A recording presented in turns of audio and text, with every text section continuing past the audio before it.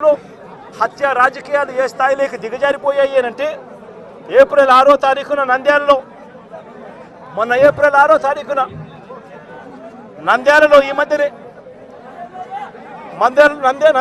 నంద్యాల జిల్లాలో సిరివెల్ల మండలంలో యార్లగడ్డ కాన్స్టిట్యున్సీ ఇందూరు ప్రతాప్ రెడ్డి అని చెప్పి మా పార్టీకి సంబంధించిన మండల కన్వీనర్ ప్రతాప్ రెడ్డిపై దారుణంగా హత్యాయత్నం చేశారు. ఇదే చంద్రబాబు నాయుడు గారు ఇదే ఇందూరు ప్రతాప్ రెడ్డి అనే వ్యక్తి దేవాలయంలోకి వెళ్ళి పూజ చేస్తూ ఉండగా దాడులు చేయించాడు.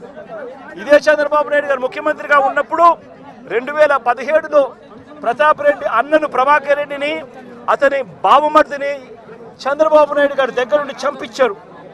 చంపించిన తర్వాత మా ప్రభుత్వం వచ్చిన తర్వాత ప్రతాప్ రెడ్డికి మేము గన్మెన్ సౌకర్యం మేము కల్పిస్తే చంద్రబాబు నాయుడు గారు వచ్చిన తర్వాత ఆ గన్మెన్ను తీసేసి చివరికి ప్రతాప్ రెడ్డిని చంపే కార్యక్రమం చేయడానికి ఏకంగా చంద్రబాబు నాయుడు గారు పురమాయించిన పరిస్థితులు మన కళ్ళ ఎదుటే కనిపిస్తూ ఉన్నాయి.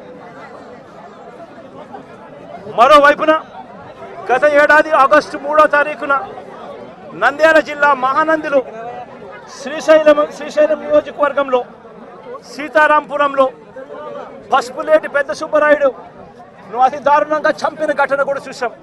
ఆ సుబ్బరాయుడు గారిని చంపినప్పుడు సుబ్బరాయుడు నన్ను చంపినప్పుడు నేను కూడా ఆ ఊరికి వెళ్ళి తనను పరామర్శించి ఎంత దారుణంగా చంపారు, జరిగినది ఎంత అన్యాయము అని చెప్పి కూడా ప్రశ్నించడం జరిగింది.